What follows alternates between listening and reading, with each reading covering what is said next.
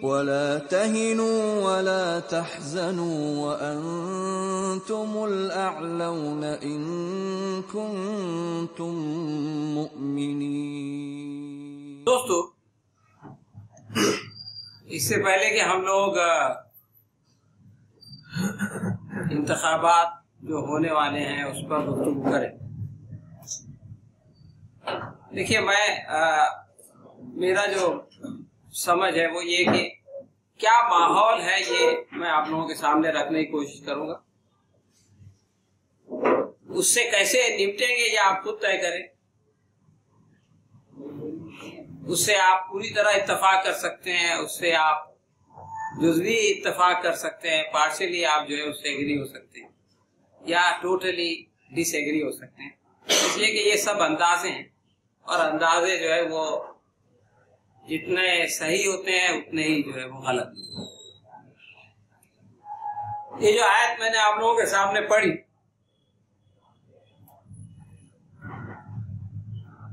ये सूरह आल इमरान की आयत है और इसमें ये दो आयतें हैं। पहली आयत जो है वो अक्सर हमारी तकारीर में और हमारी गुफ्तगू में आती रहती है, दिल शिकस्ता ना हो, वला तहिनू वला तहज़नू, और हिज़्नो मलाल ना करो, गम ना करो, अंतुमुल अअलौना, तुम्हें गालिब रहोगे अगर तुम मोमिन। लेकिन ये आयत जो है वो एक खास मौके पर कुरान मजीद में आई है और वो है ग़ज़वा उहद पे अल्लाह तबारक तआला का तबसरा। यानी अल्लाह तबारक तआला ग़ज़वा उहद पे तबसरा फरमा रहे हैं और तबसरे की तमहीद समझ लें कि ये आयत है। इसके बाद वाली आयत में अल्लाह तबारक तआला फरमाते हैं कि इससे पहले ऐसी ही चोट तुम्हारे मुखालिफ गुरुओं को भी लग चुकी है। यानी ये नहीं कहा गया कि तुमको इस बार चोट लगी है, लेकिन जब ये बात कही जाए कि इससे पहले ऐसी ही चोट तुम्हारे मुखालिफ गुरोह को लग चुकी है, तुम्हारे मुखालिफ फरीक को लग चुकी है, इसका मतलब यह है कि इस बार तुमको जो है वो एक चोट लगी है। और ये बताने के बाद देखिए, पहले तो हौसला बढ़ा दिया और उसके बाद ये कहा गया कि भाई देखो, तुमको जो चोट लगी है, तुम्हारा जो दर्द है, तुम्हारी जो तकलीफ है, उसको हम महसूस करते हैं।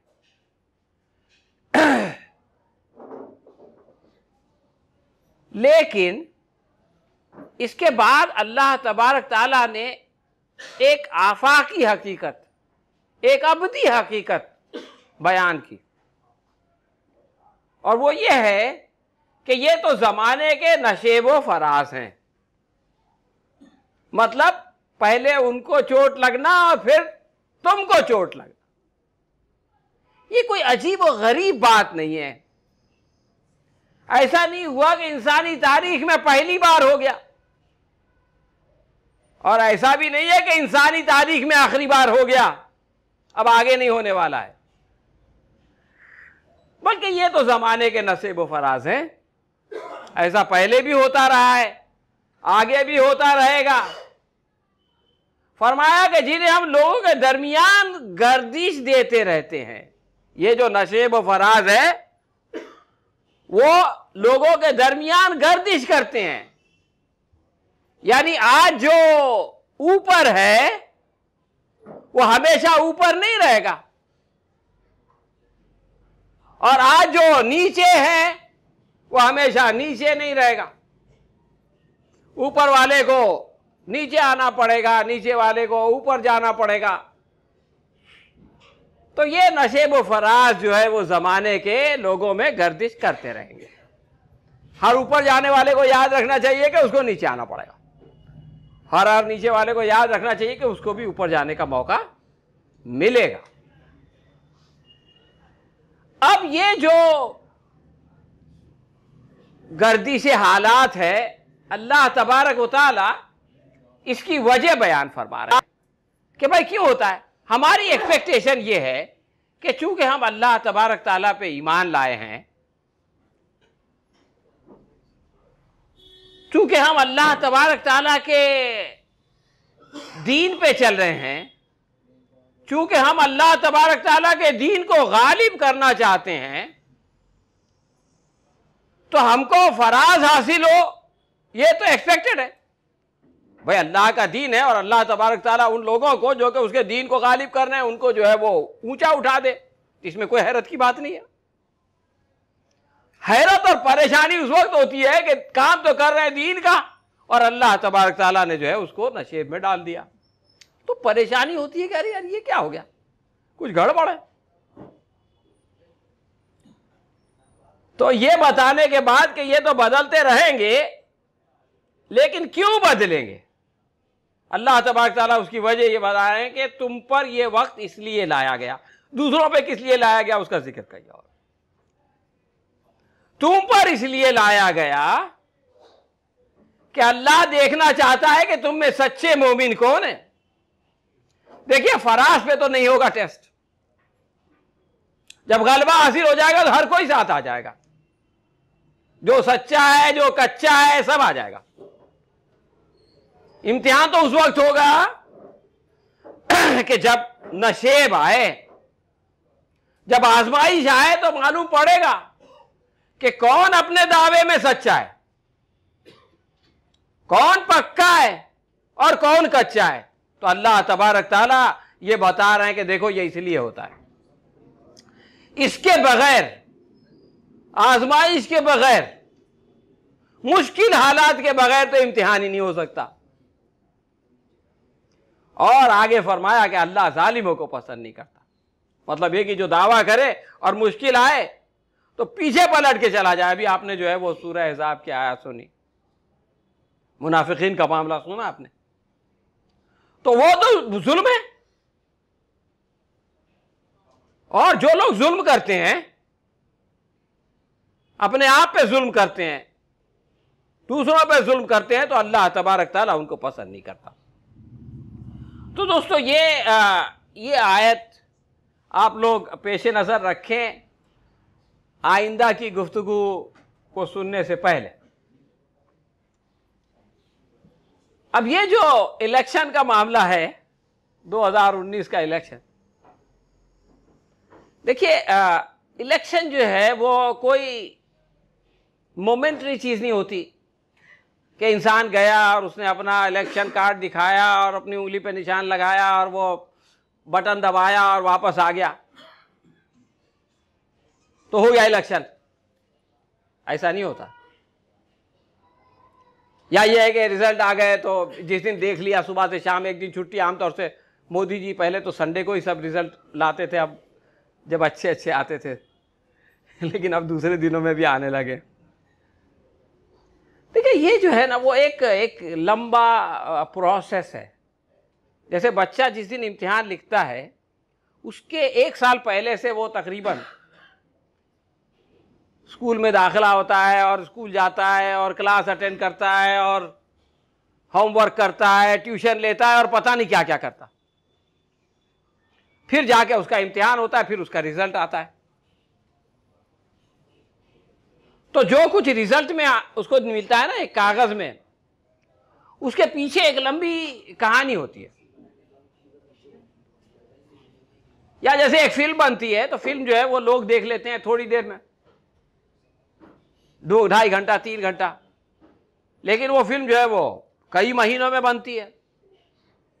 और जितने लोग पर्दे पे दिखाई देते हैं उससे कहीं ज्यादा लोग उसके पीछे काम कर रहे होते हैं, यानी उनका कंट्रीब्यूशन उसमें होता है।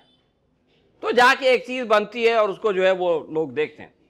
तो ये इलेक्शन का मामला भी ऐसा है कि जो कुछ हमको जलसों में दिखाई देता है या जो कुछ हमको टीवी पे दिखाई देता है या जो कुछ हम सोशल मीडिया में देखते हैं, तो उसके पीछे एक लंबा प्रोसेस होता है, बहुत सारे वाकयात, बहुत सारे लोग उसके पीछे जो है वो काम कर रहे होते हैं और उनके असरात पड़ते रहते हैं और उन पर भी असरात पड़ते रहते हैं। मतलब हालात पे वो भी असरअंदाज होते हैं और हालात उन पर भी असरअंदाज होते हैं। तो अब जो हालात हैं, यानी अभी जनवरी से लेके अप्रैल से शुरू हो जाएगा और फिर वो मई तक चलेगा, तो जो हालात बज़ाहिर दिखाई दे रहे हैं, मैं उस पर कुछ न कुछ बातें आप लोगों के साथ शेयर करूंगा। आप लोग मत घबराइए कि जैसा इन्होंने कह दिया ये मुशायरा तो है नहीं कि 12-1 बजे तक वाह वाह वाह वाह, तो 40-50 मिनट हो जाए तो आप मुझको याद दिला देना। तो दोस्तों, जैसा कि मैंने कहा, इलेक्शन से पहले का मामला, इलेक्शन का जैसे इम्तिहान होता है ना साल भर की पढ़ाई के बाद, लेकिन वो जो आखिरी 15 दिन की तैयारी नहीं होती है, वो बड़ी क्रूशल। छुट्टी हो जाती है 10वीं 11वीं में, तो लोग बोलते हैं अभी स्कूल आने की जरूरत नहीं है, क्लास अटेंड करने की जरूरत नहीं है। तो ये तो आजकल जो है वो सियासत फुल टाइम जॉब हो गया है। 5 साल जो लोग सियासत करते हैं वो कुछ और नहीं करते, और सियासत यानी इंतखाब हो गया है। लेकिन जो आखिरी साल होता है ना, वो बहुत ही टर्निंग पॉइंट होता है। अब आप देखें कि 2014 में इलेक्शन हुए थे, राइट? 2013 की सिचुएशन थोड़ा सा इमेजिन कीजिए, तसव्वुर कीजिए कि 2013 में क्या हो रहा था। 2013 जब शुरू हुआ तो मुझ जैसे लोग जो कि जिनका टाइम पास सियासत है, वो ये सोच रहे थे कि भाई अब जो है वो मनमोहन सिंह वजीर आजम है, थर्ड फोर्स कमजोर हो गई है, डिसइंटीग्रेट हो गई है, तो उनके मुकाबले में अडवाणी जी आएंगे, है ना? दोनों एक उम्र के लोग हैं। अडवाणी जी पहले भी नायब वजीर आजम रहे हैं, वजीर दाखिला रहे हैं। तो मनमोहन सिंह लोगों को बताएंगे कि देखो भाई, इतना बड़ा रिसेशन आया पूरी दुनिया में, इसके बावजूद मैंने हिंदुस्तान की जीडीपी को ऐसा रखा और उसके असरात को कम किया वगैरह वगैरह, और हिंदुस्तान में ये खुशहाली हुई वगैरह वगैरह। और अडवाणी जी बोलेंगे कि देखो यार, वो मंदिर का मसला, मैं उसके लिए कितना हिंदुस्तान की खाक छाना अभी तक नहीं बना, अभी कम से कम मेरे को वजीर आजम बनाओ तो मैं मंदिर बना दूंगा। ये चीजें हम एक्सपेक्ट कर रहे थे 2013 की शुरुआत में। 2013 के दरमियान में, अप्रैल मई के आसपास की बात है, बीजेपी की एक मीटिंग हुई गोवा में, और बीजेपी ने उसमें यह सोचा कि यार ये इलेक्शन जीतना अडवाणी जी के बस का काम नहीं है। उनको ऐसा समझ में आया कि 2 बार ट्राई कर चुके, नहीं होता इनसे, अब फिर इनसे करने से अच्छा है लेट्स ट्राई समबडी एल्स। देखिए, यहां से जो है वो चक्री घूमी है, वो समबडी एल्स कौन हो, तो लोगों ने अपना देखा भाई कौन हो सकता है। बहुत सारे बीजेपी के और भी लीडर थे, लेकिन जाकर के सुई अटक गई नरेंद्र मोदी। मोदी जी जो है वो अपना इमेज थोड़ा सुधार रहे थे। उन्होंने एक वो सत्याग्रह भी किया था। उसके पहले लोगों ने कहा क्या भाई आप प्रायश्चित कर रहे हैं फसाद वसाद का? बोला नहीं नहीं, ऐसी कोई बात नहीं, अपनी आत्मा के लिए कर रहा हूँ। एक मुसलमान लोगों को भी बुला लिया, किसी ने टोपी पहनाने की कोशिश की तो उन्होंने कहा नहीं नहीं भाई, ये तो मेरा काम है, अभी तुम यार मुझको ही टोपी पहना दोगे तो कैसा चलेगा। लेकिन बहरहाल उन्होंने थोड़ा सिग्नल विग्नल दिया लोगों मुसलमानों के। उसके बाद लोगों ने लिखना शुरू किया कि भाई मोदी जी प्रधानमंत्री बन सकते हैं। मुझको याद है रजत शर्मा ने एक मजमून लिख दिया था। आजकल रजत शर्मा खाली बोलते हैं, उस ज़माने में लिखते पढ़ते हुए थे। तो उसमें लिखा कि मोदी, लोगों ने कहा है क्या पागल हो गया। उसके बाद जेठमलानी ने कह दिया हाँ मोदी जी अच्छे हो, फिर किसी टाटा ने कह दिया, किसी ने, आहिस्ते आहिस्ते माहौल बन गया। और मई में बीजेपी ने फैसला किया कि साहब हमारी जो इलेक्शन कमेटी होगी उसको प्रिसाइड करेंगे नरेंद्र मोदी। यानी इनडायरेक्टली बीजेपी ने नरेंद्र मोदी को अपना पीएम कैंडिडेट बना दिया। यह एक बहुत अहम वाकया है 2013 का। अब लोग ये एक्सपेक्ट कर रहे थे कि मोदी जी जितने इलेक्शन इन्होंने जीते हैं गुजरात में, पहला इलेक्शन तो गोधरा की आग, जो आग उनके जो आग आपके दिल में लगी वो मेरे दिल में लगी है। हालांकि वो गोधरा की आग किसी के दिल में नहीं लगी थी, वो ट्रेन में लगी थी किसी हादसे से। लेकिन उसके बाद फिर दूसरा इलेक्शन, सोहराबुद्दीन के साथ क्या मामला होना चाहिए, एक आदमी पाकिस्तान का ISI का एजेंट है, उसको मारना गलत है। बोले नहीं, गलत नहीं है। तो फिर जो लोग उससे हमदर्दी करते हैं उनके बारे में क्या ख्याल है, उनको रिजेक्ट कर देना चाहिए। जीत गए इलेक्शन। मेरी जान को खतरा है, वो इशरत को मारने के लिए आ रही थी, उसको मार दिया गया, तो फिर मैं तुम्हारा हमदर्द हूँ, इसलिए लोग मेरे को मारना चाहते हैं, तो तुम मुझको। इस तरह के मुशर्रफ, वो मियाँ मुशर्रफ वाला मामला उनका मशहूर डायलॉग था। तो इस तरह की चीज़ें उनका एक वो था। तो लोग ये एक्सपेक्ट कर रहे थे कि ये अगर PM कैंडिडेट बनेंगे तो फिर वही सियासत होगी, फिरका परस्ती की सियासत। नीतीश कुमार को लगा कि यार मेरे सारे मुसलमान वोट भाग जाएंगे, तो उसने जो है वो NDA से अलग हो गया। लेकिन मोदी जी ने दूसरा सरप्राइज दे दिया। एक तो उनका कैंडिडेट बनना सरप्राइज था, दूसरा सरप्राइज ये दे दिया कि उन्होंने कहा सबका साथ सबका विकास। मंदिर का अभी बोल रहे हैं। मंदिर आपको याद होगा 2013-14 में मंदिर का नाम नहीं था। 2012 में भागवत ने मंदिर की बात किया, 13 में नहीं किया। फिर ये आया कि अच्छे दिन आएंगे, फिर ये आया कि 15 लाख आएंगे, फिर ये आया कि नौकरियां आएंगी, फिर ये आया कि ख़वातीन का तहफ़्फ़ुज़ होगा, वो निर्भया के घर जाके बोलती है, और विकास होगा और सबका साथ होगा और हम कोई भेदभाव नहीं करेंगे। तो ये दूसरा सरप्राइज था 2013 का। और तीसरा सरप्राइज ये था कि मनमोहन सिंह, जिसके बारे में ये था कि यार ये तो साधु है और इसका तो इस बहुत ही बेलोस इंसान है, बहुत सीधा साधा इंसान है, बहुत मेहनती इंसान है, बहुत ज़हीन इंसान है, उसके बारे में अचानक पूरे हिंदुस्तान में ये माहौल बन गया कि साहब मनमोहन की सरकार हिंदुस्तान की तारीख की सबसे करप्ट सरकार है। याद है आपको? हजारे और रामदेव और जनाब 2G और कोल, और बस हर रोज टेलीविजन पे एक ही कहानी चलती थी। तो उसका जो सबसे बड़ा स्ट्रेंथ था वो खत्म कर दिया गया।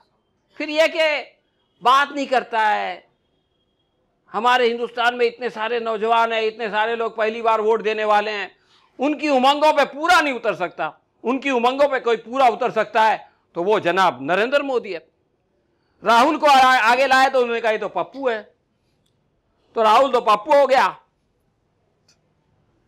मनमोहन जो है वो साइलेंट मोड में चले गए और इलेक्शन का जोरदार कैंपेन हुआ। आप ये देखें कि ये जो माहौल बना, जो लहर बनी, जिसको आप बोलते हैं कि भाई एक लहर नहीं बल्कि सुनामी थी, वो कैसे बनी, उसमें उस वक्त के चीफ मिनिस्टर और आज के PM की मेहनत को कोई इनकार नहीं कर सकता। उन्होंने जिस तरह से पूरे हिंदुस्तान में दौरे किए और जो कोशिश की और मेहनत की, हम उसको देखिए, दोस्त हो या दुश्मन, उसकी खूबी को अप्रिशिएट करना पड़ेगा। लेकिन उसके साथ साथ आप ये देखें कि जो मीडिया मैनेजमेंट हुआ है 2013-2014 में, कांग्रेस को 170 करोड़ रुपए, बीजेपी को 171 करोड़ तकरीबन मिले, और 2014-2015 में वो 437 करोड़ हो गए। अब ये पार्टी है जो करप्शन खत्म करने के लिए आ रही है, इनके पास इख्तियार नहीं है। और कांग्रेस है जो कि दुनिया की सबसे करप्ट पार्टी है, उसके पास 2013-2014 में सिर्फ 60 करोड़ और 2014-2015 में 141 करोड़। भाई जितना पैसा आएगा उतना ही खर्च होगा ना। तो ये जो फर्क है ना, इसने भी बहुत बड़ा रोल प्ले किया उस सुनामी को लाने में और उस माहौल को बनाने में।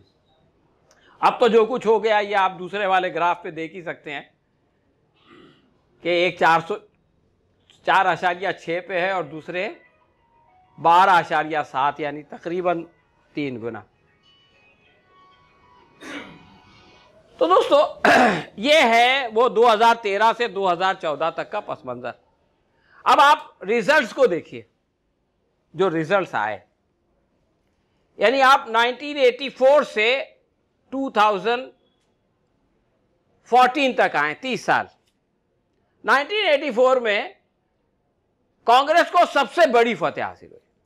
राजीव गांधी ने एक ऐसी कामयाबी हासिल की जो उनके नाना पंडित नेहरू को भी नहीं मिली थी। यानी यह कि उन्होंने 404 सीटें लोकसभा की जीत गए। वो ये है 1984 का मामला, ये आप इधर देख रहे हैं। और बीजेपी 2 सीट पे आ गई। यानी जब जनसंघ बनी थी, बीजेपी का जो ओल्डर वर्जन है, उसने पहला इलेक्शन लड़ा था, तो उस वक्त भी उसको इससे बड़ी कामयाबी मिली थी। लेकिन 84 से आगे आते आते 2014 में कांग्रेस 404 पे आ गई। यानी बीच में का एक 0 गायब हो गया, 404 से 44। और बीजेपी जो 1984 में 2 पे थी, वो 282 पे पहुंच गई। यानी दोनों 2 के बीच में एक 8 भी आ गया, और उसको पहली मर्तबा अपने बल पे मेजॉरिटी मिल गई। यानी एनडीए की जरूरत से बेनियाज हो गई। लेकिन ये इस कामयाबी का बहुत जिक्र हुआ।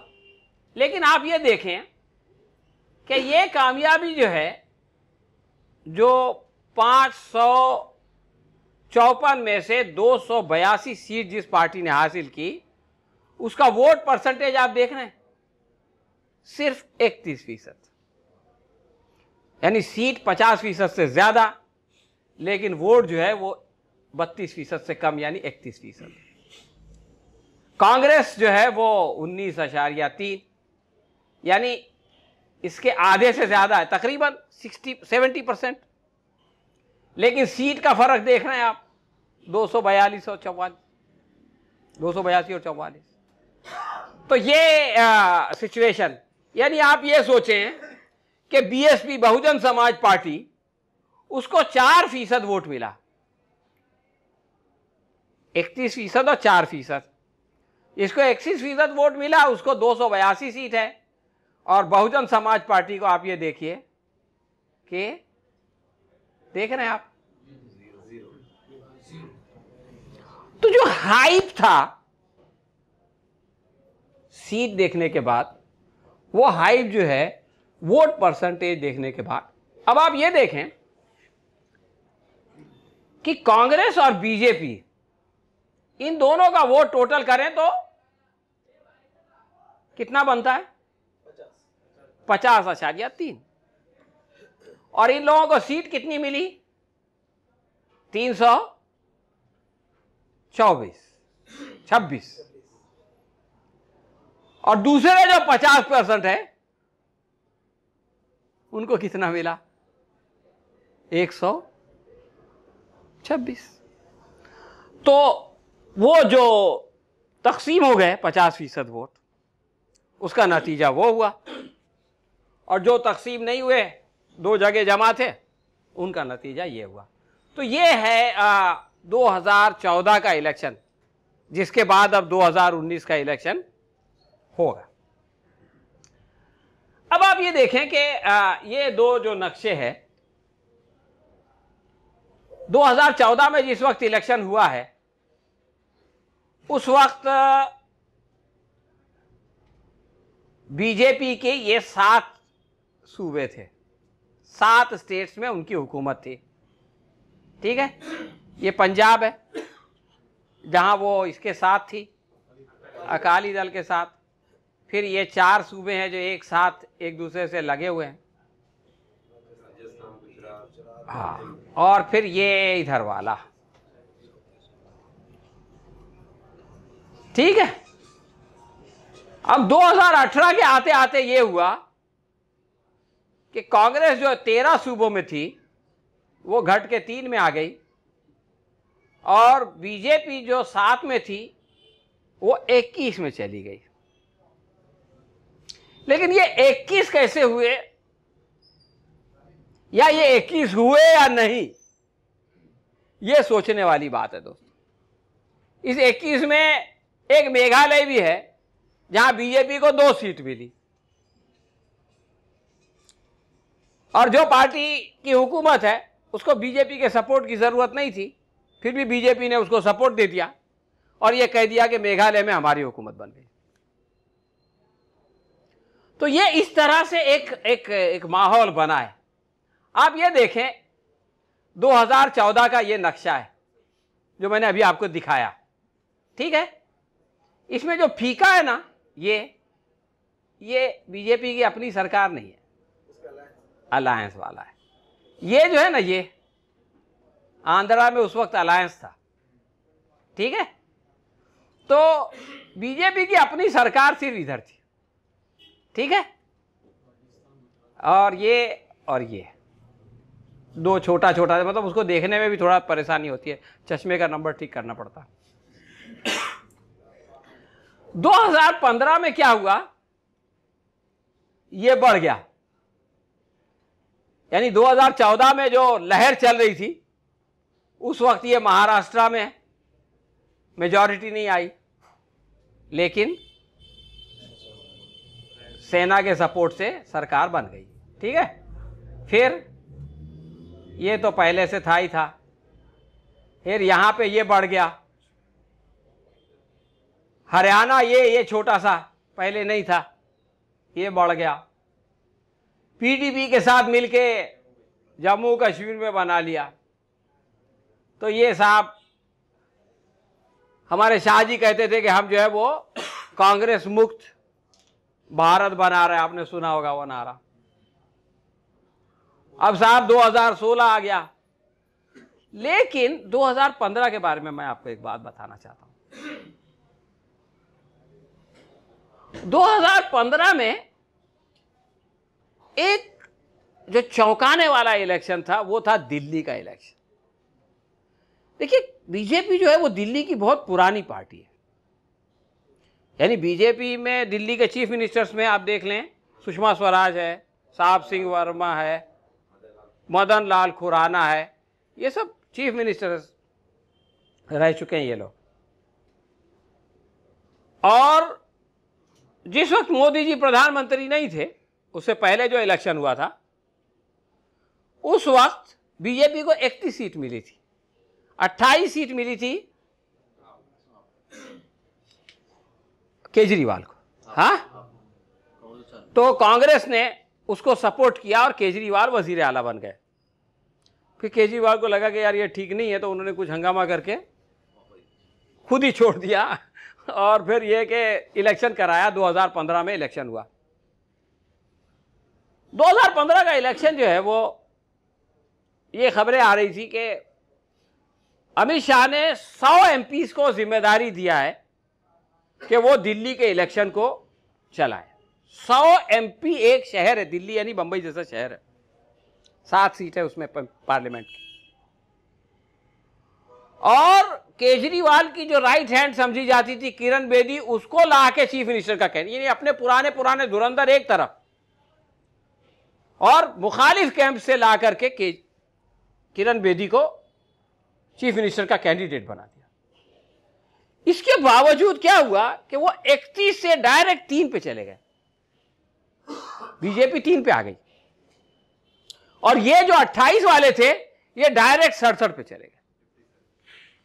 तो ये एक बड़ा सरप्राइज था लोगों के लिए कि अरे, बीजेपी के लिए और जो भक्त हैं और जो मायूस हो गए थे लोग, उम्मत बहुत ज्यादा चिंतित थी, 25 साल तो अब कोई हटा नहीं सकता।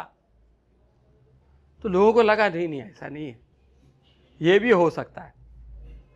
तो ये 2015 का एक बहुत बड़ा सरप्राइज था। हालांकि वो छोटा जगह है, लेकिन एक अलामत के तौर पे कि भाई ऐसा नहीं है कि जो ये चाहेंगे वही होगा। 2016 में एक और सरप्राइज आया। वो था बिहार। बिहार में नीतीश कुमार ने मोदी की मुखालिफत में एनडीए छोड़ा था, तो जरा अहंकार का भी मसला था कि अब हम इसको बताएंगे। और बीजेपी अच्छी खासी पार्टी थी, हुकूमत में थी पहले, जब नीतीश कुमार हटा उसके पहले तक ये लोग गवर्नमेंट में थे, स्टेट में और सेंटर में थे। आपको याद होगा अमित शाह ने एक हिस्टोरिकल बात कही थी, सुबह 8 बजे वो ऑटो की गिनती शुरू होगी, 9 बजे तक रुझान आएंगे, 10 बजे तक बीजेपी आगे चली जाएगी, 11 बजे मेजॉरिटी मिल जाएगी, 12 बजे नीतीश कुमार अपने बंगले से निकलेंगे और गवर्नर को जाकर के अपना इस्तीफा दे देंगे। ये भविष्यवाणी पंडित अमित शाह ने कर दी और ज्यादातर सर्वे बीजेपी को जिता रहे थे। एनडीटीवी को माफी मांगनी पड़ी, पहली बार प्रणय राय ने माफी मांगी, लेकिन एक वो सरप्राइज था, यानी सिग्नल ये था कि अगर लालू और नीतीश साथ आ जाते हैं तो बीजेपी जो है वो 87 से 57 पे पहुंच सकती है। तो ये 2016 का, ये जो बाकी छोटे छोटे इलेक्शन जहां होते रहे और बीजेपी जीतती रही और ये चिल्लाती रही, आसाम का इलेक्शन हुआ उस जमाने में, उसकी बात मैं नहीं कर रहा हूं, आसाम से कुल 13 सीट है। तो ये 2 सेटबैक बीजेपी को मिले हैं 15 में और 16 में। उसके बाद जनाब 17 आता है, तो 17 में ये हुआ कि बीजेपी के दिन अच्छे आ गए, अच्छे दिन आ गए और नोटबंदी के बावजूद बीजेपी को उत्तर प्रदेश में एक ऐसी कामयाबी मिली जो उसकी तारीख में कभी उसको नहीं मिली थी। तो ये 2017 का मामला है कि ये जो जगह खाली थी ना, ये हिस्सा, और ये ऊपर वाला भी, उत्तरांचल भी मिल गया, ये भी मिल गया और ये भी मिल गया, ये दोनों जो है वो ये रंग हो गया। अब साहब 2018 आता है। अच्छा, इस बीच उसको भी तोड़ दिया नीतीश कुमार को दबाव डाल के, और वो भी जो है वो चला गया एनडीए में। तो यहां पर भी एक हल्का रंग आ गया बीजेपी का। अब 2018 आता है, तो 2018 में बीजेपी को एक के बाद एक झटके लगने शुरू हो गए। पंजाब का झटका लगा, उसके नहीं 2017 के एंड में एक और इलेक्शन हुआ जिसके बारे में बताना जरूरी है। इसमें बीजेपी हारी नहीं, लेकिन यह कि बीजेपी के पसीने छूट गए। वो गुजरात का इलेक्शन था, और मैं ये समझता हूं कि गुजरात का इलेक्शन जो है वो मोदी का जो पीरियड है उसके अंदर टर्निंग पॉइंट है। गुजरात में 116 सीट थी बीजेपी की, मोदी के वजीर आला होते। अब मोदी वजीर आजम है, बीजेपी का प्रेसिडेंट अमित शाह है, और अमित शाह ने यह ऐलान किया कि हम 150 प्लस लाएंगे। 150 प्लस कोई बहुत बड़ा टारगेट नहीं था। कांग्रेस का एक chief minister Madhav Singh Solanki 151 seat ला चुका था, तो कोई ऐसी चीज नहीं कि माउंट एवरेस्ट पे जाएंगे। एक टारगेट जो कोई और अचीव कर चुका है, वो टारगेट का ऐलान किया गया। लेकिन हुआ क्या? हुआ ये कि इलेक्शन कैंपेन के दौरान बीजेपी को यह महसूस हो गया कि हमको मेजॉरिटी लाना मुश्किल है। आप ये देखें कि ये 3 सूबों के जो इंतखाब हुए हैं, इन सब में जितनी रैलीज वजीर आजम ने की, उससे ज्यादा रैली सिर्फ गुजरात में की। और उस जमाने में क्या क्या नहीं किया गया। कसूरी आए ऑफिशियल विजिट पे, तो कह दिया कि पाकिस्तान जो है वो गुजरात में सरकार चेंज करने की कोशिश कर रहा। एक कश्मीरी के नाम से कुछ मशहूर कर दिया। और दुनिया भर की ऊट-पटांग बातें, इसलिए कि खौफ महसूस हो रहा था कि यार अब ये नहीं जी सकते। और इस सब के बावजूद 116 से 99 यानी 3 डिजिट में नहीं आ सकी बीजेपी। ये एक साइकोलॉजिकल सेटबैक था। और आप ये समझ लें कि वो जो पप्पू का टैग था वो गुजरात इलेक्शन के बाद खत्म हो गया। गुजरात इलेक्शन के बाद राहुल को किसी ने पप्पू नहीं कहा, इसलिए कि बीजेपी की जो हालत हो गई उस कैंपेन के दौरान, उस रिजल्ट के दौरान। तो ये 2017 के आखिर की बात है। शुरू तो बहुत तगड़ी थी जो यूपी वाली, लेकिन उसका इख्तिताम जो हुआ ना वो बड़ा खतरनाक हुआ। 2018 में ये हुआ साहब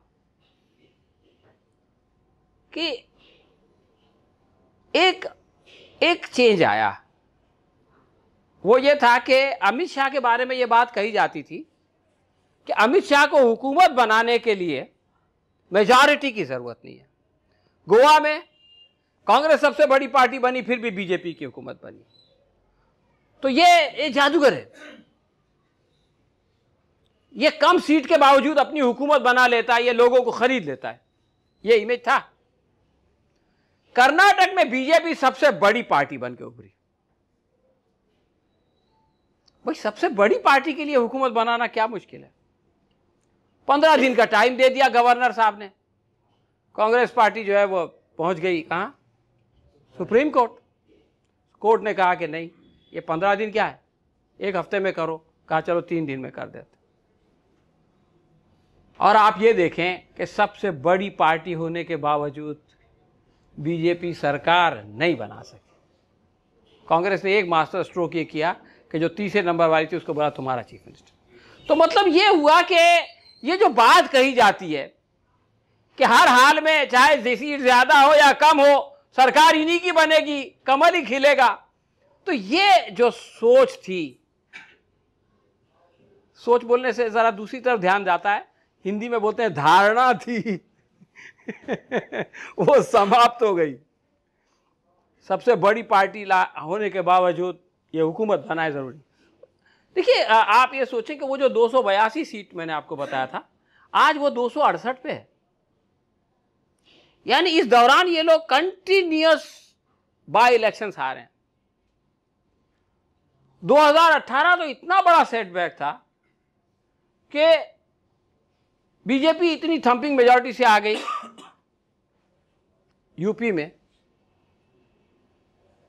तो उनको एक एमएलए नहीं मिला जिसको चीफ मिनिस्टर बना सके। ये लोग बोलते हैं कि हमारी हाई कमांड नहीं तय करता है, हमारे एमएलए तय करते हैं। तो एमएलए तो अपने में से किसी को करेंगे ना तय, कि किसी एमपी को जाके तय कर देंगे। तो इन्होंने चीफ मिनिस्टर और डेप्यूटी चीफ मिनिस्टर, यानी 2 डेप्यूटी में से एक और chief minister member of parliament को बनाया। योगी आदित्यनाथ एमएलए नहीं थे और मौर्य भी एमएलए नहीं थे। अब इन दोनों को अपनी सीट खाली करनी पड़ी।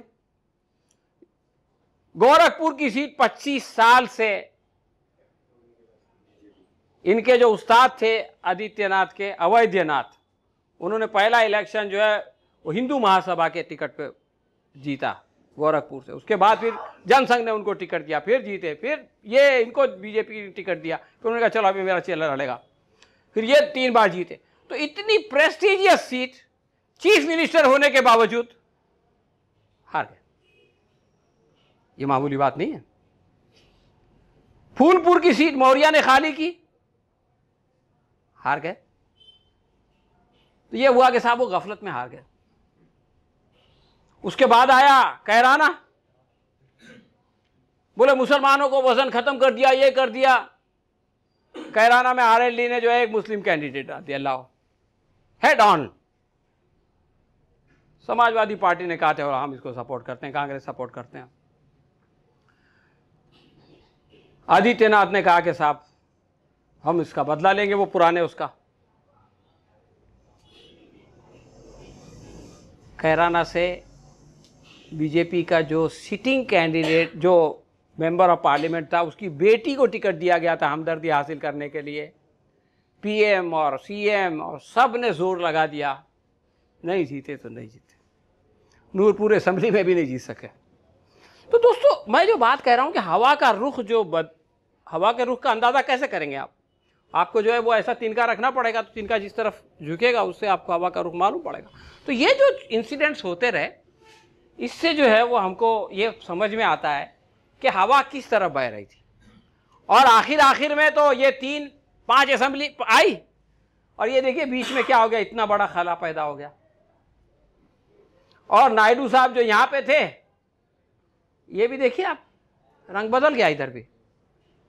और ये बीच में तीनों के तीनों हेड ऑन कांग्रेस के साथ जो है ये हार गए। तो ये है 2018 का दिसंबर का सिनारियो, जिसके बाद हम इलेक्शन लड़ने जा रहे हैं। यानी पूरा देश। आप सोचेंगे भाई जमात इस्लामी तो इलेक्शन नहीं लड़ने जाती है। हम भी तो देशवासी है ना भाई, हैं? अब मैं आपको ना थोड़ा सा जायजा बताता हूं कि 2014 में क्या हुआ था। आसाम में 14 सीट थी, 7 बीजेपी ने जीती। आसाम के बारे में थोड़ा बाद में बात करेंगे, क्या हो सकता है, क्या होगा। बिहार में बीजेपी ने 22 सीट जीती थी। इस बार बीजेपी 17 सीट पे इलेक्शन लड़ रही है। तो क्या यह हो सकता है कि आप 17 सीट पे इलेक्शन लड़ें और 22 से ज्यादा जीत लें? मेरी समझ में तो नहीं आता है। तो ये नंबर तो आने से रहा,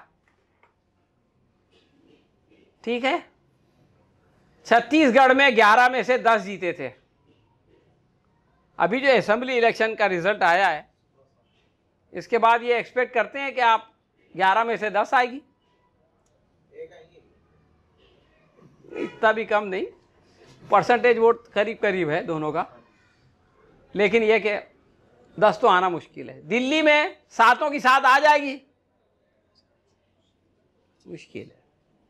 गुजरात में 26 की 26 आ जाएगी, मुश्किल है। हरियाणा में 10 में से 7। ये खट्टर जी जिस तरह से खटारा गाड़ी चला रहे हैं। झारखंड में 14 में से 12। कर्नाटक में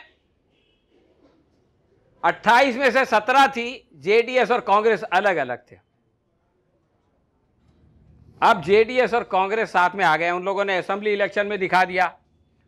पार्लियामेंट के ज़मीनी इंतखाब में एक बहुत अहम इंतखाब हुआ वहां पे, जिसमें वो रेड्डी की जो कॉन्स्टिट्यूएंसी थी,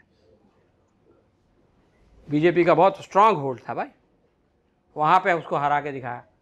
तो ये 12 तो बहुत मुश्किल है भाई, 17 तो बहुत मुश्किल है। मध्य प्रदेश 29 में से 27 आएगा वापस। बीजेपी का 0.1% वोट ज़्यादा है कांग्रेस से, लेकिन फिर भी 29 में से 27 तो नहीं आ सकते। महाराष्ट्र में 48 में से 23 आ जाएंगे वापस। राजस्थान में 25 में से 25। अलवर में 1,96,000 वोट से हारा है। अलवर का जो ज़मीनी इंतखाब हुआ था 1,96,000 वोट, कोई छोटा मोटा वोट नहीं है, कोई छोटा मोटा फर्क नहीं है। उत्तर प्रदेश में 80 में से 71 आ जाएंगे। देखिए उत्तर प्रदेश में आइए सबसे पहले, जहां पे गेम चेंजर हो गया। 2007 10 साल का ज्यादा असेंबली का इलेक्शन हुआ। बहुजन समाज पार्टी को 30% वोट मिला और समाजवादी पार्टी को 25% वोट मिला। ठीक है, सीट देखें, बहुजन समाज पार्टी को 206 और समाजवादी पार्टी को 97। वोट का फर्क कितना है? 5%। सीट का फर्क कितना है? यहां से देखें तो 50%, यहां से देखें तो 100%। 97 डबल से ज्यादा है ना, मोर देन 100%, राइट। बीजेपी का 17% वोट था 51 सीटें मिली, कांग्रेस का 9% वोट था, 22 सीटें मिली।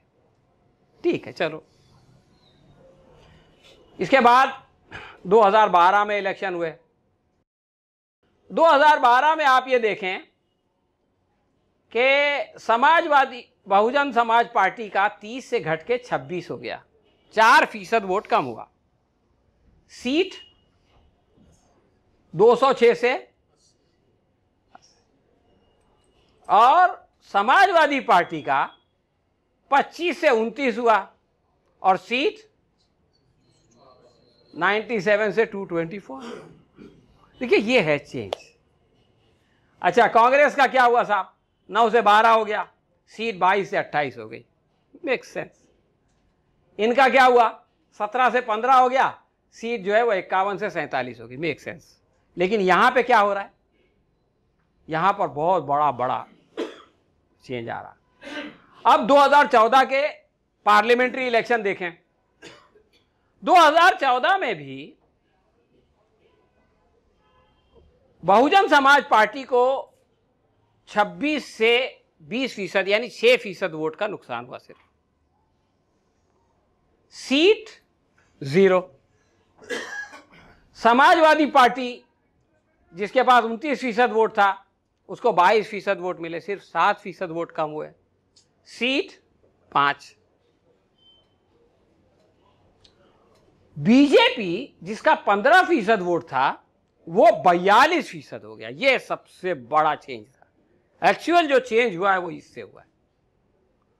इस 42% ने 71 सीट जिता दिया। 71 पार्लियामेंट्री सीट बीजेपी की अपनी, और अपना दल जो सपोर्टर है उसकी 2, 73 टोटल एनडीए की सीट आई। तो दोस्तों, ये जो है वो 2014 का सिनारियो है। 2017 में जो इलेक्शन हुआ उसमें क्या हुआ? बीजेपी का 2% कम हो गया। देख रहे हैं आप, 42 से 40, और इनका 2% बढ़ गया। किसका? बहुजन समाज पार्टी का। यानी जो ब्राह्मण चले गए थे, जो दलित उनकी तरफ गए थे, वापस आ गए। कांग्रेस 8 से 6 पे पहुंच गई, लेकिन ये जो अदर्स थे उनको 2% वोट ज्यादा मिल गया, वो 8 से 10 पे पहुंच गए। अब ये सिनारियो है 2017 को अगर आप लेते हैं तो, कि बीजेपी के पास 40% वोट है, बहुजन समाज पार्टी के पास 22% वोट है, और समाजवादी पार्टी के पास 22% वोट है। आज की सबसे बड़ी खबर क्या है पता है आपको? साइकिल और हाथी साथ साथ। हालांकि साइकिल और हाथी अजीब लगती है जोड़ी, लेकिन बहरहाल इंतखाब में अजीब व गरीब बातें होती रहती हैं। हाँ, बुआ भतीजा कहिए या गुरु चेला कहिए, साइकिल पे हाथी या हाथी पे साइकिल, बहरहाल। तो ये दोनों का 44% है, और ये जो है वो 40% है। तो अपने यहां सिस्टम कैसा है कि पहला पास बाकी फेल। ऐसा नहीं होगा कि 42% है इसलिए सबकी सब सीट उनको आ जाएगी।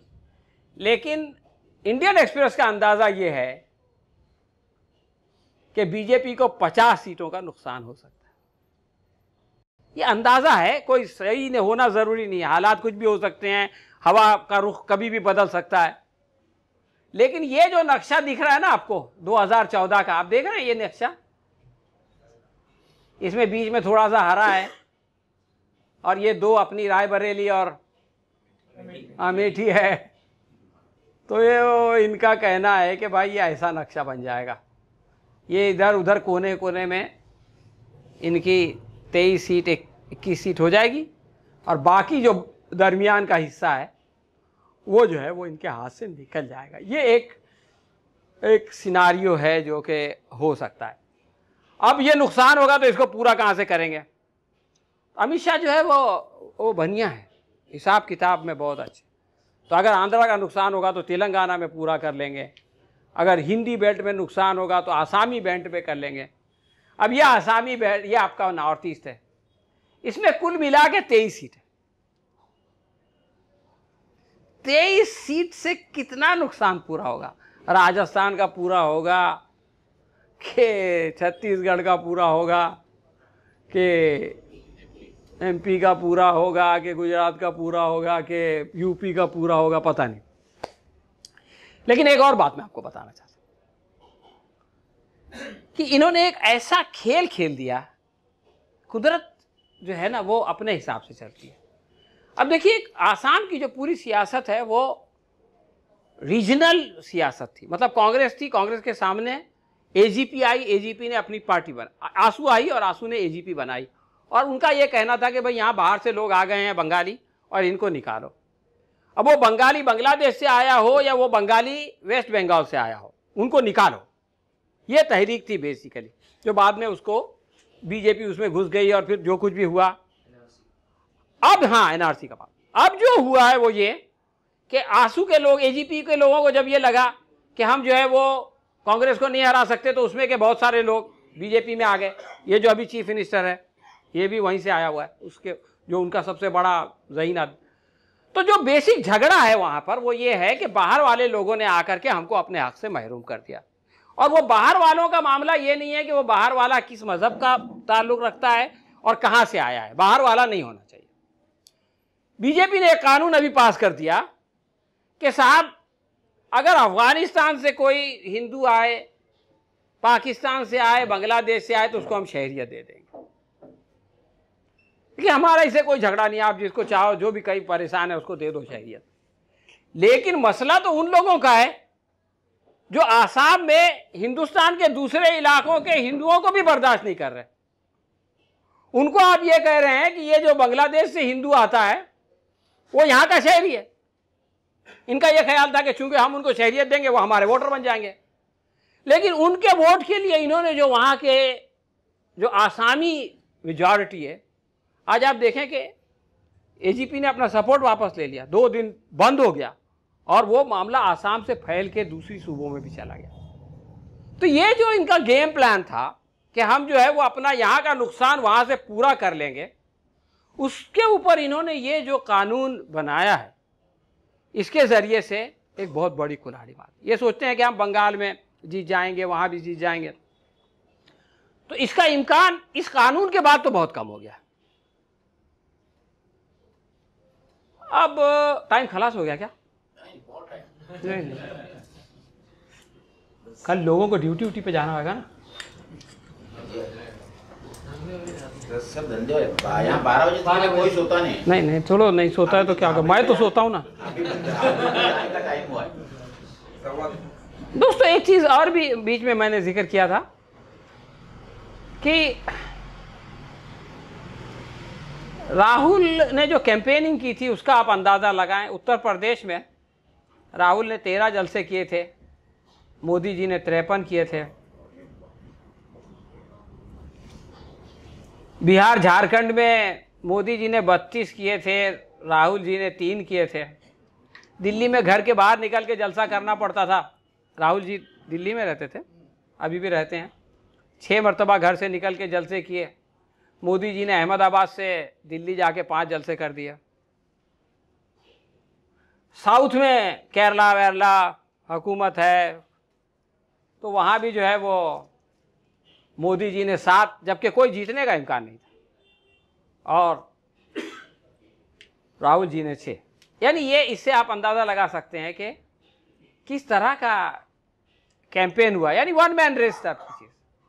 अब आप ये देखिए कि ये 1 दिन का प्रोग्राम है। ये तारीख देख रहे हैं आप, 10/10/17। कितने जलसे हैं? 9 बजे से लेके 5:30 बजे तक। देख रहे हैं आप?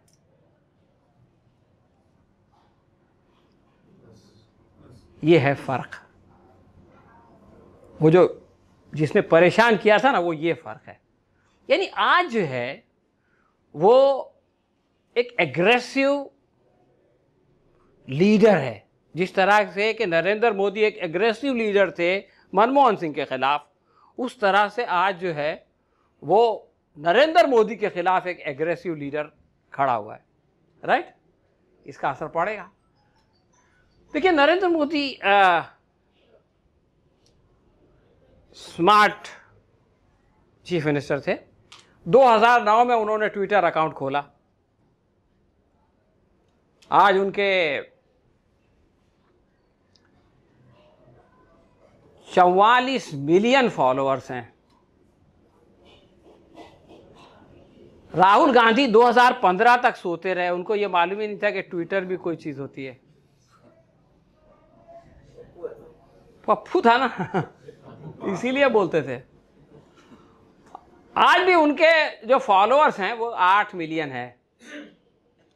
लेकिन जो कुछ हो रहा है मीडिया में, ये जुलाई 17 से अप्रैल 18 तक का, ये देखिए इंगेजमेंट, यानी ट्विटर का जिनसे मैसेजिंग करते हैं, ये है साहब राहुल का इंगेजमेंट नीला, और ये है साहब मोदी जी का इंगेजमेंट। ज्यादा फॉलोअर्स के बावजूद और बहुत बड़ा मीडिया सेल के, आप ये देखें लाइक्स, ऐसा लगता है कि भक्तों ने लाइक करना भी छोड़ दिया है। ये देखिए लाइक्स कहां कहां जा रहा है। ये इलेक्ट्रॉनिक मीडिया की बात हो रही है, सोशल मीडिया की। रीट्वीट, आपने ट्वीट किया, कितने लोग उसको रीट्वीट करते हैं, ये देखें आप, ये लाइन देख रहे हैं आप। यानी आप ट्वीट करते जाइए लेकिन कोई रीट्वीट नहीं करता, लोग देखते हैं हंस के। गडकरी ने कहा था ना, वो जमाना था जो मन में हमको तो कभी जिंदगी में सोचा नहीं था, आयुष्यात कल्पना केली नव्हती कि आम्ही जिंकणार, इसलिए जो मन में आए बोलो। अभी लोग पूछते हैं तो हम कहते हैं कि भाई हंस के चले जाते हैं। तो अब ये इनके मैसेजेस के साथ लोगों का मामला ऐसी है।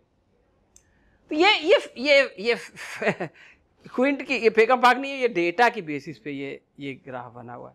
इससे अंदाज़ा लगा सकते हैं क्या हो रहा है। ये छोड़िए इसको, अभी अपने पास समय कमती है तो फिर कभी इंशाल्लाह। देखिए, एक मैंने आपको बात बताई थी कि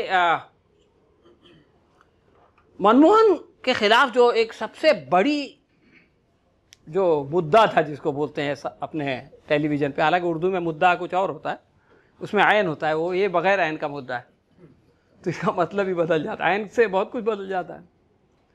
तो जो सबसे बड़ा इशू था वो ये था कि साहब करप्शन है, करप्शन है। उस वक्त कोई ये सोच नहीं सकता था कि एक आदमी खड़े होकर ये बोलेगा कि गली गली में शोर है। अभी कल भी कहा है, कल की वीडियो है, आलोक कुमार के खिलाफ जो मुजाहरा हुआ, उसमें राहुल ने ये कहा भाग सकते हैं, छुप सकते हैं, लेकिन बच नहीं सकते। बच्चा बच्चा ये कह रहा है कि चौकीदार शोर। तो दोस्तों ये जो, और जिस तरह से उसको मिस हैंडलिंग हो रही है, मतलब आलोक कुमार को आप कंटिन्यू 4 दिन से हेडलाइन में है और आलोक आपके खिलाफ है। वो जज ने बोल दिया, जिसको सुप्रीम कोर्ट ने वो किया था, पहले दिन उसको उस पर गुफ्तगू होगी, एक दिन खबर बन गई। रीइंस्टॉल कर दिया, एक दिन खबर बन गई। निकाल दिया, एक दिन खबर बन गई। इस्तीफा दे दिया, एक दिन खबर बन गई। वो जज ने कहा कि उसके खिलाफ कोई सबूत नहीं, एक दिन खबर बन गई। यानी हर रोज आप अपने दुश्मन को, कांग्रेस यही कर रही थी उस जमाने में, चाय वाला कैसे वजीर आजम बन सकता है, खबर बन गई। तो कांग्रेस जो है वो इनको खबर बना देती थी, अब ये उनको खबर बना रहे। तो दोस्तों ये जो मशीयत का वो है ना कि भाई जो नशेब व फराज आते हैं तो वो ऐसे आते हैं, इसके लिए मशीयत इस तरह से। अब आपको मैं ये एक साथ कल की तस्वीरें हैं, आप इस तस्वीर को देखिए गौर से। इसके पीछे अगर ये 1 साल पहले होती तो कौन हो, किसकी तस्वीरें होती? ये जो 3 तस्वीर देख रहे हैं आप, ये कौन है, ये कौन है ना? मालविया साहब याद आ गए। ये देखिए आप, ये 7 तो मार्गदर्शक बना दिए गए थे। वो याद है आपको, त्रिपुरा में ऐसा ऐसा ऐसा देखा नहीं प्रधान जी ने? ये इसका तो शक्ल ही भूल गए लोग। एक ज़माने पार्टी के प्रेसिडेंट थे, आजकल मुरली बजाते हैं। बीच में राजनाथ सिंह खड़े हैं, ये किनारे खड़े हैं। तो ये जो है ना, ये और ये दुबई की तस्वीर है। इस तरह का प्रोग्राम करने के लिए मोदी जी को वजीर आजम बनना पड़ा था। और अभी राहुल वजीर आजम नहीं बना है, कब बनेगा ये अल्लाह मियां को मालूम। लेकिन जो काम मोदी जी ने वजीर आजम बनने के बाद किया, उसने पहले कर दिया। एक ही जुमले में उसने हरा दिया कि मैं आपको अपनी मन की बात कहने के लिए नहीं आया हूं, आपके मन की बात, बस उसी में काम हो गया। तो ये है सिनारियो जो चेंज हो रहा है। आगे क्या होगा ये अल्लाह मियां को मालूम है। आपको मैं आते आते एक खबर मैंने देखा, मैं चाहता हूं कि जो बीजेपी के अंदर का जो मूड है ना, उसका अंदाजा आप लगाएं। ये खबर जो है वो न्यूज़ 18 की है, यानी अंबानी सेठ का चैनल है। वो एंटी बीजेपी चैनल नहीं है, प्रो है, यानी बीजेपी के खिलाफ सोच समझ के खबरें डाली जाती हैं। तो उसके एक आदमी ने जाके, ये जो प्रोग्राम हुआ है रामलीला ग्राउंड पे, कैडर आया था ना, सब लीडर आए थे उनके उसमें गया और उसने उनकी बातचीत सुना और उसको लाके छाप दिया। आप भी न्यूज़ 18 पे देख सकते हैं ये खबर। एक कॉपी पेस्ट है, मतलब ऐसी कि यही अल्फाज मिलेंगे आपको, थोड़ा बीच बीच में का वो छाट दिया मैंने। तो 10-15 लोग मुख्तलिफ ऐसे ग्रुप्स में बैठ के बातचीत कर रहे थे। तो एक आदमी एक ग्रुप में चला गया, वो सहाफ़ी बैठ गया जाके। तो एक आदमी ने सुझाव दिया, राष्ट्रीय नेतृत्व उन्हें और अधिक स्वयंसेवक भेजे, यानी इलेक्शन जीतने के लिए अब आरएसएस का कैडर आएगा। ये किस बात की निशानी है भाई? आप हुकूमत कर रहे हो यार, मजाक है। दूसरा बोलता है हमें प्रत्येक परिवार के लिए एक स्वयंसेवक की जरूरत है। सुन रहे हैं आप? लेकिन यह संभव नहीं है, इसलिए जितना संभव हो सके उतने ज्यादा से ज्यादा स्वयंसेवक उपलब्ध कराए जाए। यानी एक फैमिली के लिए एक स्वयंसेवक चाहिए। तीसरा बोलता है अधिकारी काम करने में बाधा उत्पन्न करते हैं, अगर नई दिल्ली से उन्हें कड़ा संदेश दिया जाएगा तो हमारे साथ तालमेल, यानी जब अधिकारी हमारा साथ देगा तभी हमारी दाल गलेगी। ये दुनिया की सबसे बड़ी सियासी पार्टी जिसके पास सबसे ज्यादा पैसा है, ये उसके लोग बात कर रहे हैं। तीसरे ने तो, और वो जिला प्रमुख है, उसने जो बात कही वो तो कमाल की बात है साहब। श्रीमान आप मोदी जी से कहकर कुछ महीने के लिए आपातकाल की घोषणा करवा दीजिए। आपातकाल किसको बोलते पता है आपको? इमरजेंसी क्यों लगवा रहे भैया? कुछ कड़े कदम उठाने पड़ेंगे। देखिए ये इससे है ना, इन जुमलों के अंदर वो जो अंदर की कैफियत है, उसने हेडिंग जो लगाई है ना, वही हेडिंग मैंने यहां लिख दिया। सियासी रणनीति जानने रामलीला मैदान में आए थे बीजेपी कार्यकर्ता, लेकिन लेकर जा रहे हैं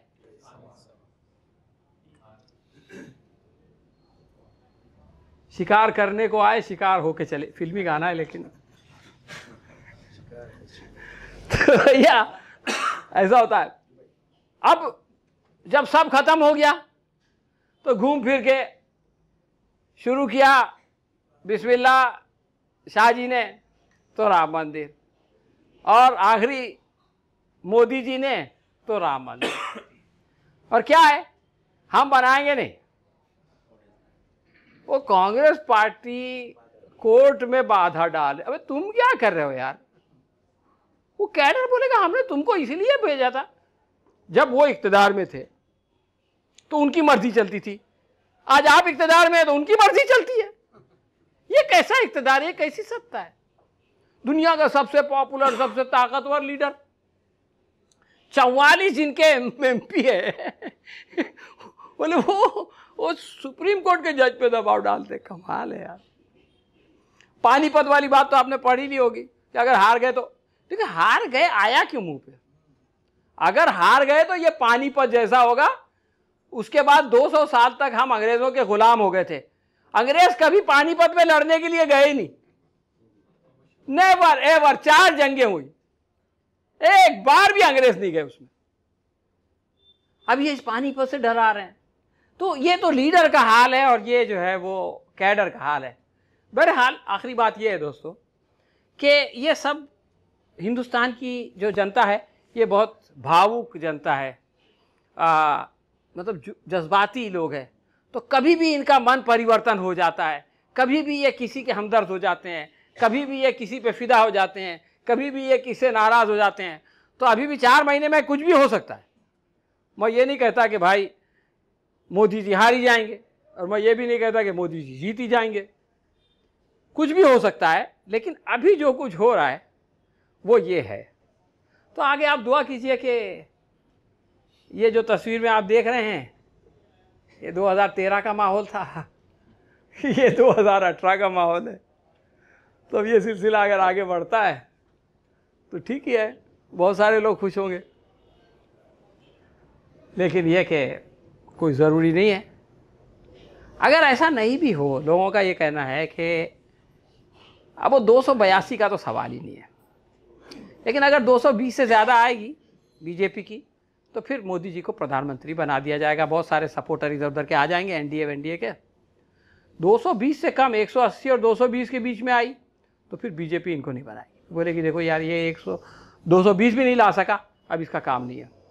तो फिर गडकरी साहब तो अभी से परेशान है, राजनाथ सिंह जोश में आ सकते हैं, और भी कोई तीसरा कुछ भी हो सकता है। 180 से कम आ गए तो फिर कमल नहीं खिलेगा। लेकिन क्या होगा ये कोई भी यकीन के साथ नहीं। अल्लाह ताला ने गैब का इल्म जो है वो सिर्फ अपने पास रखा है, और हम तो बस दुआ कर सकते हैं कि अल्लाह तबारक ताला जो है वो खैर का मामला करे। लेकिन ये कि जो बात मैंने शुरू में कही थी नशेब व फराज की, अल्लाह तबारक ताला की मिसाल दी है, और चाँद और उसके लिए हमने मंजिलें मुकर्रर कर दी। वो उनसे गुजरता है और एक खजूर की सूखी शाख की माने। ये अल्लाह तबारक ताला का तय करदा मंसूबा, इसको कोई चेंज नहीं कर सकता। और इकबाल कहते हैं कि चमकने वाले मुसाफिर अजब ये बस्ती है। ये चाँद और सितारे की बातचीत है। जो ओज एक का है दूसरे की पस्ती है, सुकून महाल है कुदरत के कारखाने में। हया सबात एक तगय्युर को है ज़माने में। तब्दीली के अलावा हर चीज़ बदलती है, तो तब्दीलियाँ आएंगी। हम दुआ करते हैं कि ये तब्दीलियाँ जो है वो मस्बत हों, तमाम उन लोगों के लिए जो कि जुल्म और सितम का शिकार हैं, मुसलमानों के लिए और इस्लाम के लिए, इन सभी के लिए जो तब्दीलियाँ आने वाली हैं वो जो है वो खैर का बास बने। रब्बना तक़ब्बल मिन्ना इन्नका अंतस समीउल अलीम व तुब अलैना इन्नका अंतत तव्वाबुर रहीम व आखिरु दावाना अनिल हम्दुलिल्लाहि रब्बिल आलमीन। अल्लाहु गायतुना अल्लाह अल्लाहु गायतुना अल्लाहु गायतुना वल कुरानु दुस्तुरुना वल कुरानु दुस्तुरुना